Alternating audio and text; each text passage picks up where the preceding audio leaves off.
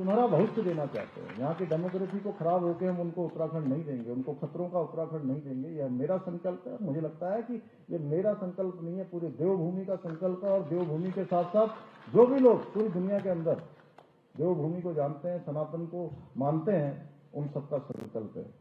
तो इसलिए इसी प्रकार से ये समान नागरिक संहिता भी किसी के खिलाफ नहीं है, बल्कि एक कुप्रथाओं को मिटाकर समानता से समरसता स्थापित करने का एक कानूनी प्रयास है। और इस कानून के माध्यम से किसी की भी जो मूल मान्यताएं हैं, उनकी प्रथाएं हैं, उनको नहीं बदला है। केवल और केवल कुप्रथाओं को दूर किया गया है। और यूसीसी में सभी धर्मों के लोगों के लिए विवाह विच्छेद एवं उत्तराधिकार आदि से संबंधित नियमों को एक समान किया गया है। और इसके लागू होने के बाद संपत्ति के बंटवारे और बाल अधिकारों के विषय में भी स्पष्ट कानून बना दिया, यानी कि सबकी सुरक्षा का इसमें प्रावधान किया गया है।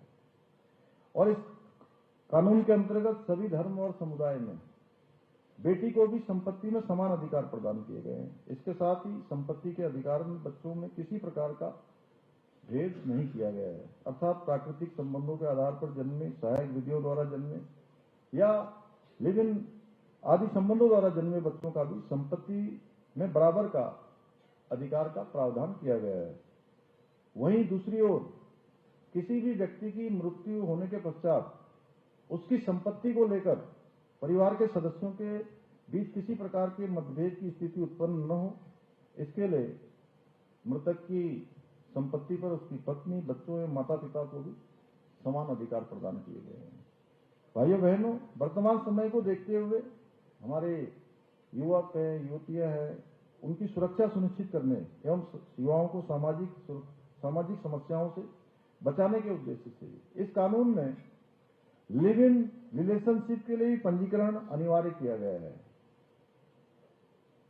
पंजीकरण कराने वाले युगल की सूचना रजिस्ट्रार उनके माता पिता या अभिभावक को देगा। ये जानकारी लेकिन पूरी तरह से गोपनीय रखी जाएगी। आप सबको पता ही है, बहुत सारे ऐसे मामले आते हैं, कभी संबंध अच्छे होते हैं, कभी खराब हो जाते हैं, कभी साथ में रहते रहते आपस में झगड़ा हो जाता है, फिर माता पिता के पास कोई रास्ता नहीं बचता है।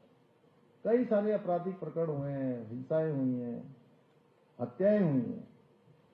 और इसके साथ ही जो इन संबंधों में रहने के कारण से